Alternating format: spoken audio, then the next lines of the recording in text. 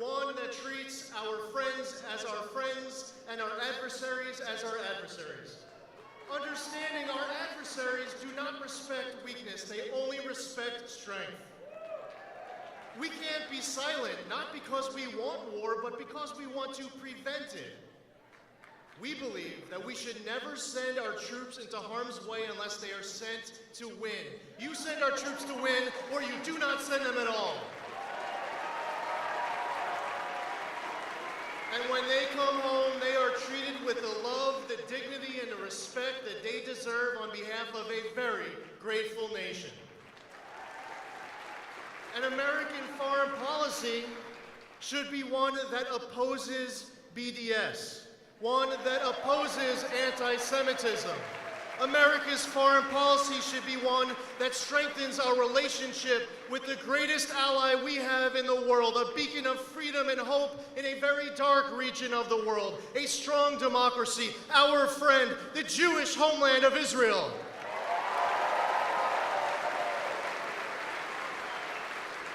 Support for Israel should be bipartisan. Opposition to the BDS movement should be absolute.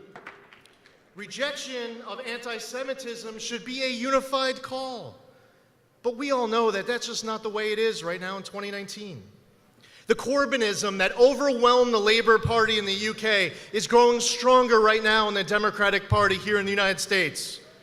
Anti-Semitism must never be accepted, tolerated, or promoted. It should never be elevated, empowered, or embraced. It must be identified, confronted, and crushed.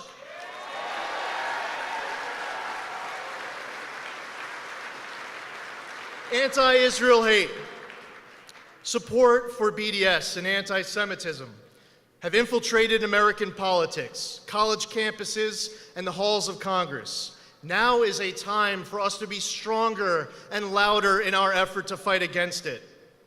Representatives like Ilhan Omar should never serve on the House Foreign Affairs Committee. Her appointment reflects not only her values, but the values of those who appointed her to this important committee in the first place.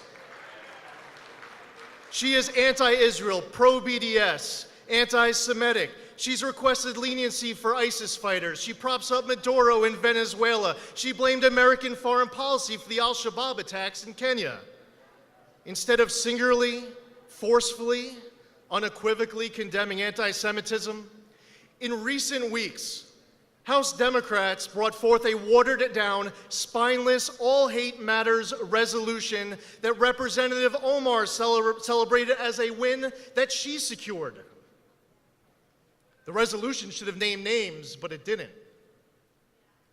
If Rep. Omar was a Republican, it would have. If Rep. Omar was a Republican, she would be booted from the House Foreign Affairs Committee. The double standards that are at play right now with Nancy Pelosi and the Democrats are disgusting. Speaking of occupants of key real estate in our nation's capital, how great of a job has President Donald Trump done to strengthen the U.S.-Israel relationship?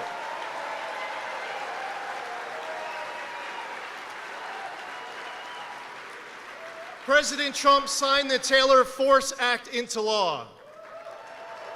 Never should U.S. tax dollars go to the Palestinians as long as they incite violence and financially reward the terror that has led to the murder of innocent Americans and Israelis.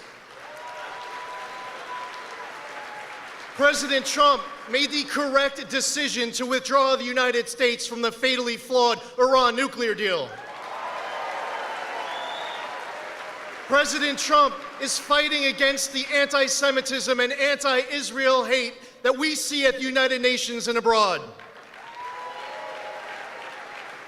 Recently, President Trump recognized Israeli sovereignty over the Golan Heights. And of course, President Trump was not only fulfilling his campaign pledge and the campaign pledge of presidents and candidates in the past, most importantly, he was doing the right thing when he moved the U.S. Embassy in Israel to Israel's rightful capital, what should be recognized as the indivisible capital of the great state of Israel, the city of Jerusalem.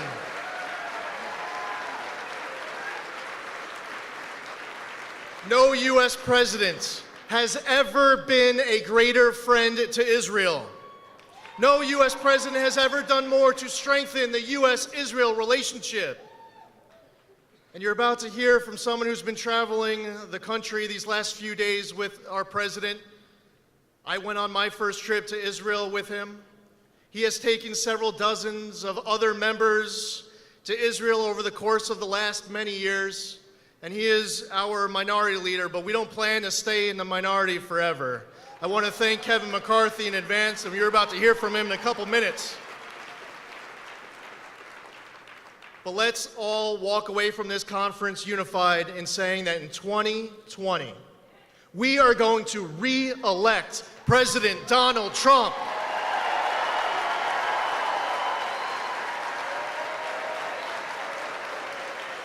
We are going to hold on to our majority in the United States Senate. And we are going to help our next speaker, Kevin McCarthy, take back the House. God bless you. God bless America. Let's have a great day. Please welcome the House